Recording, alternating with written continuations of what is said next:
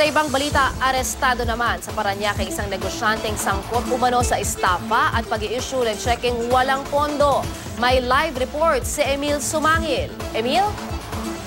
Kahapon lala sa bita ng warrant of arrest, inaresto ng PNP CIDG, Southern Metro Manila, ang negosyanteng si Marica Tabel Bartosa, 55 anyos, wanted sa 8 kaso ng estafa at pag-i-issue ng checking walang pondo. Dinakip siya sa loob ng isang exclusive subdivision sa Parañaque, makaraang makarang ang kanyang sasakyan. Malaliman ngayong iniimbestigahan ng CIDG ang foundation o ang non-governmental organization na itinayo ni Bartosa. Ito ang Kitanlad Incorporated. Ayon sa PNP, tumatanggap ng donasyong pinansyal mula sa ibang bansa ang NGO na ito ni Bartosa. Nais nilang alamin, patay na rin sa mga impormasyong kanilang natanggap, kung napupunta ba sa kinauukulan, partikular na sa mga kababayan natin mga mahihirap, ang pondong donasyon. Bukod dito, Lala, isinasangkot din si Bartosa sa isang investment scam na ang mga complainant daw ngayon ay mga opisyal ng AFP at PNP. Tumangging magbigay ng pahayag si Bartosa sa GMA News. Susan, Anthony, Lala. Emil, linawin lang natin, no? Sinabi mo meron siyang NGO. At ito, kung tama bang aking pagkakarinig, isang lahi corporation, sino daw ang grupo ng tao na tinutulungan ng kanyang NGO? Ayon sa impormasyong hawak ngayon ng PNP-CIDG, linawin natin, ito yung mga inisyal lamang sa kanilang sinasagawang pagsisiyasat.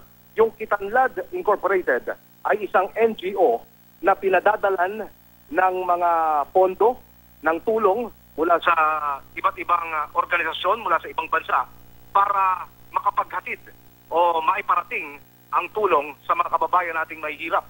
Ang tasan o ang karaniwan daw ina-address ng NGO na ito ay yaong mga kababayan nating nasa kabundukan. So yung sinasabing medical mission, yung pagpapakain, yung pagsasagawa ng mga misyon o ng mga tinatawag nilang mga event para ma-address yung pangunahing pangangailangan ng mga kababayan nating walang-wala na naninirahan sa mga kanayunan, sa mga kabundukan.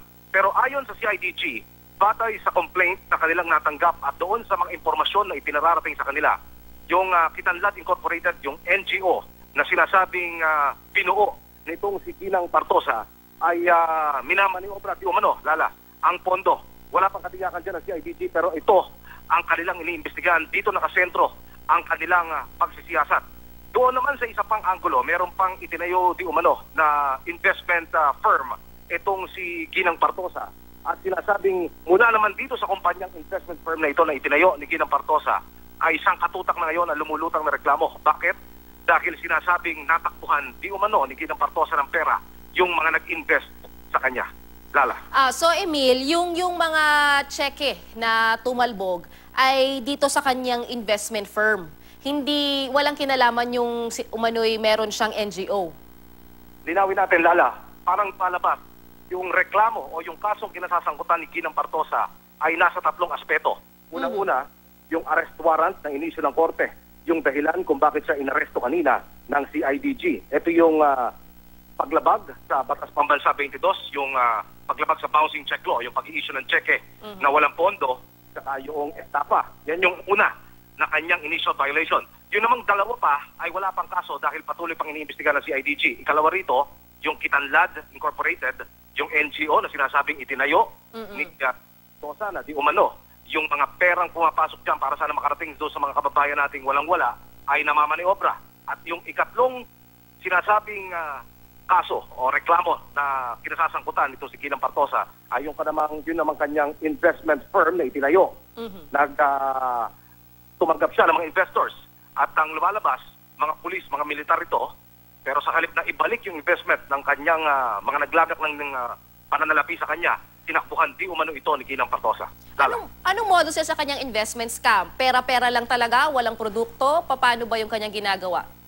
Simple yung naging paliwanag kanina ng CIDG, double your money scheme. Hindi na siya nagpalawig pa ng paliwanag tungkol dito sa detalye ng kinakaharap na complaint ni Ginang Bartosa. Pero ang lumalabas parang double your money scheme.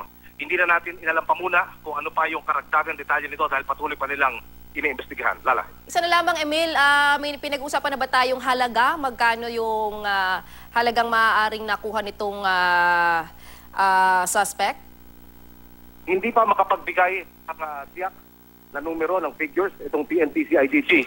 Pero sila na mismo nagsabi, sa 8 outstanding warrant na kinakaharap ni Ginang Pardosa, hindi imposibleng umabot ito ng milyong-milyong piso.